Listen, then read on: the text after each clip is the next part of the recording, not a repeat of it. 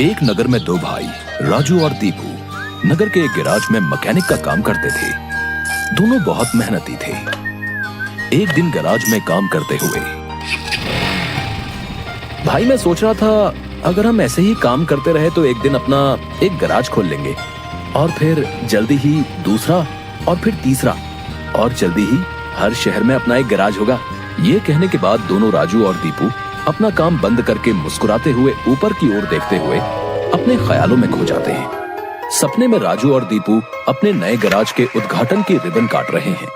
तभी पीछे से उसकी पीठ पर कोई धक्का देता है और दोनों घबरा के सपने से बाहर आते हैं। राजू के बगल में उसकी गैराज का मालिक, ग्रे शर्ट, काले पैंट, सिमटे हुए बाल और आंखों पे चश्मा। तुम दोनों से एक काम सही से नहीं होता। कल एक गाड़ी तुम लोगों ने बना के दी थी, ग्राहक का फोन आया था, उनकी गाड़ी से धुआं निकल रहा है और रास्ते में बंद हो गई है। ये 1 महीने में तुम्हारी 8वीं शिकायत है। मैं तुम दोनों को अभी काम से निकालता हूँ। निकल जाओ मेरे गैराज से। मालिक, पर यह भी तो हो सकता है उसकी गाड़ी खराब हो। हमने तो ठीक से ही काम किया था। खराब गाड़ियों को ठीक करना ही हमारा काम है। निकल जाओ यहाँ से। और मालिक दोनों को धक्के मार के बाहर निकाल देता है। राजू और दीपू अपने छोटे से कमरे की बिस्तर पर हैं। सामने की दीवार पर विष्णु भगवान की तस्वीर टंगी है। दीपू राजू से, भाई हम हर जगह मन लगा के काम करते हैं, फिर भी हमें हर जगह से निकाल दिया जाता है। किसी को हमारी कद्र ही नहीं। हाँ भाई, यहाँ किसी को हमारी कद्र नहीं है। चल किसी दूसरी जगह जाते हैं, वहाँ शायद हमारी कीमत हो। भाई पर हम वहाँ करेंगे क्या? याद है माँ कहती थी कि भगवान का नाम लेने से सब मिल जाता है। हाँ चल सामान बांध, अब हम यही करेंगे। भगवान का नाम लेंगे और पैसे कमाएंगे। वो कैसे? अरे हम बाबा बन के लोगों को ज्ञान देंगे और उनसे पैसे लेंगे। वो तो ठीक है, पर हम लोगों को क्या ज्ञान देंगे? अरे वही जो माँ हमें देती थी। तू ज्यादा सवाल मत कर, सामान बांध। हम राजा सूर्यदेव के चंपक नगर जा रहे हैं। चंपक नगर में राजू और दीपू गेरुए धोती और गेरुई शॉल में, कंधे तक बाल, गले में रुद्राक्ष की माला, पैरों में खड़ाऊ, कंधे पे लटकी मटमैली गठरी, कलाइयों में बंधी रुद्राक्ष की माला, एक बड़े बरगद के पेड़ के नीचे बने चबूतरे के सामने। ये राजा सूर्यदेव का चंपक नगर है। हम यहीं से शुरू करेंगे। दीपू सुन, आज से तेरा नाम दीपू नहीं दीपेश्वर है, समझा? और मैं एक सिद्ध योगी। मैं यहाँ बैठता हूँ और ध्यान करता हूँ।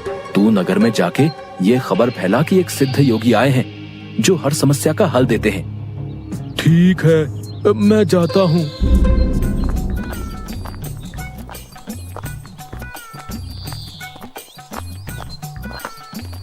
भाई हमारे सिद्ध बाबा जी के लिए कुछ दान दो। ये कौन से बाबा हैं और कहाँ हैं? बड़े सिद्ध बाबा हैं, उनके पास हर समस्या का हल है। नगर के बाहर जो बड़ा बरगद का पेड़ है ना, वहाँ ठहरे हुए हैं। अगर तुम्हें कोई समस्या हो तो उनसे जाके मिल लो, वो तुम्हें हल जरूर बताएंगे। पर हाँ, दान के लिए कुछ लेकर जरूर आना। हाँ, मैं जरूर आऊंगा। औरों को भी बता दो, पूरे नगर का भला हो जाएगा। जरूर बाबा जी, जरूर। राजू पेड़ के नीचे ध्यान में बैठा हुआ है और दीपू थैले में सामान लेके उसके पास जाता है। मैंने नगर में खबर फैला दी है, जल्दी ही लोग यहाँ आते होंगे। तुम तैयार रहो। मैं तो कब से तैयार हूँ, देखते हैं क्या होता है। राजू फिर से ध्यान में बैठ जाता है। तभी नगर के लोग वहाँ आने लगते हैं और हाथ जोड़ के नीचे बैठे हैं। बाबा, हमारा काम नहीं चल रहा, कृपा करें। आप जो भी दान के लिए लाए हैं बाबा के चरणों में रखें और बाबा से गुरु मंत्र लें। दुकानदार राजू के पास पैसे रखता है और हाथ जोड़कर खड़ा हो जाता है। राजू इशारे से दुकानदार को अपने पास बुलाता है और उसके कान में कहता है, श्री राम, हर बिक्री के समय मन में ये नाम का जाप करो, बिक्री बढ़ जाएगी। याद रहे, अपना ये मंत्र किसी को नहीं बताना, अपनी पत्नी को भी नहीं। जैसी आपकी आज्ञा बाबा जी। महाराज, आप राजकुमारी के लिए एक योग्य वर तलाश रहे थे। हमारे गांव में एक सिद्ध योगी आए हैं जो तेजवान हैं और राजकुमारी के लिए एकदम श्रेष्ठ हैं। गुरुदेव, मुझे आपके चयन पर पूरा विश्वास है। अगर आपने चुना है तो वो राजकुमारी के लिए अवश्य ही उत्तम होगा। सोने जवाहरात और अनेक उपहार लाओ। हम अभी उन महान योगी के पास जाएंगे और उनसे राजकुमारी से विवाह करने का आग्रह करेंगे। हे तपस्वी, मैंने आपके बारे में जो सुना था, आप उतने ही तेजस्वी हैं। मेरा आग्रह स्वीकार करें। राजू ध्यान से आंख खोलकर राजा को देखते हुए, जी महाराज, कहिए क्या परेशानी है आपको? मेरी इच्छा है कि आप मेरी पुत्री से विवाह करें और ये उपहार स्वीकार करें। राजू काफी देर तक उपहार में लाए सोने चांदी और अनेक वस्त्र और उपहारों को देखता है, फिर राजा की ओर मुड़ता है। महाराज, मैं तो एक सन्यासी हूँ, मुझे इन सब से क्या लेना? मुझे क्षमा करें, मैं आपकी बात नहीं मान सकता। दीपू चौंकते हुए राजू को देखता है। मैंने जो सुना था, आप उससे भी महान हैं। मुझे क्षमा करें यदि मैंने आपका अनादर किया हो। आप जब तक यहाँ हैं, मैं कोशिश करूंगा आपको कोई दिक्कत ना हो। और राजा सूर्यदेव को प्रणाम करके वापस चले जाते हैं। अरे राजू, ये क्या कर दिया तुमने? इतना अच्छा मौका हाथ से जाने दिया। अरे राज करते हम लोग। राज, तुम्हें ये क्या हो गया है? मैं यही सोच रहा था, लेकिन फिर मैंने सोचा कि इतने दिनों से ईश्वर का नाम लेते लेते इतना तो समझ आ गया है कि ईश्वर के नाम अमृत में ऐसा क्या है जो मीरा सारा राजसी ठाट छोड़कर वैरागन बन गई। क्यों प्रहलाद ने अपने पिता की इतनी यातनाएं सही?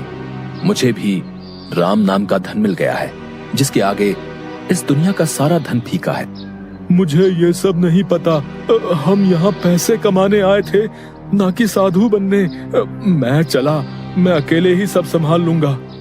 तुम्हें जो ठीक लगे करो, पर अगर किसी मुसीबत में फंस जाओ, पूरी श्रद्धा से ईश्वर का नाम लेना, तुम्हारी मुसीबत दूर हो जाएगी। तुम्हारा दिमाग खराब हो गया है।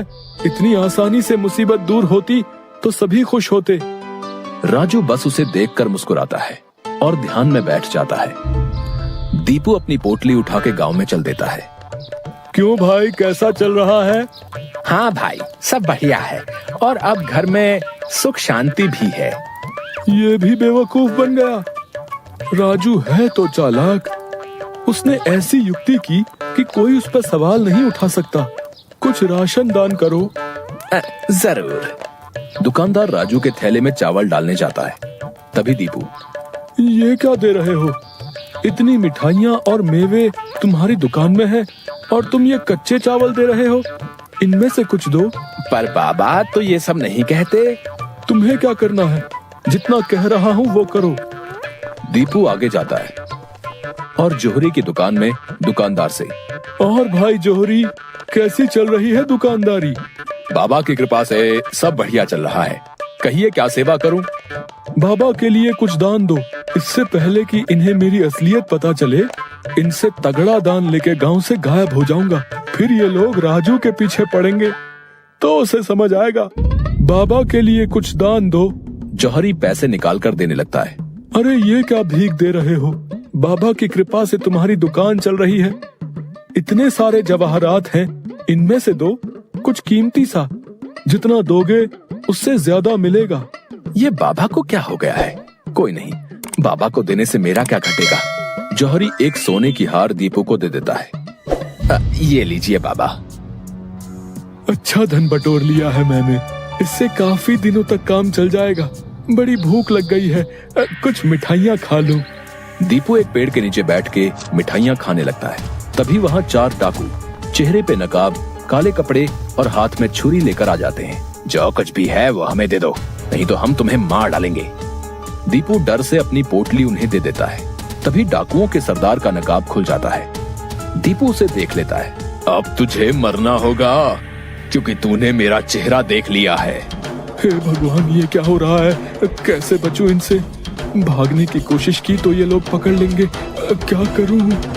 तभी उसे राजू की बात याद आती है। अगर किसी मुसीबत में फंस जाओ, पूरी श्रद्धा से ईश्वर का नाम लेना, तुम्हारी मुसीबत दूर हो जाएगी। दीपू आंखें बंद कर घुटने पर बैठकर, हे नारायण मेरी रक्षा करो, हे नारायण मेरी रक्षा करो। डाकू का सरदार दीपू को उठाकर, सुन, राजा के सिपाही हमारी ओर आ रहे हैं, इसलिए तुझे छोड़ रहे हैं। अगर तूने किसी को हमारे बारे में बताने की कोशिश की तो तुझे जिंदा नहीं छोड़ेंगे। ये ले अपनी पोटली। डाकू भाग जाते हैं।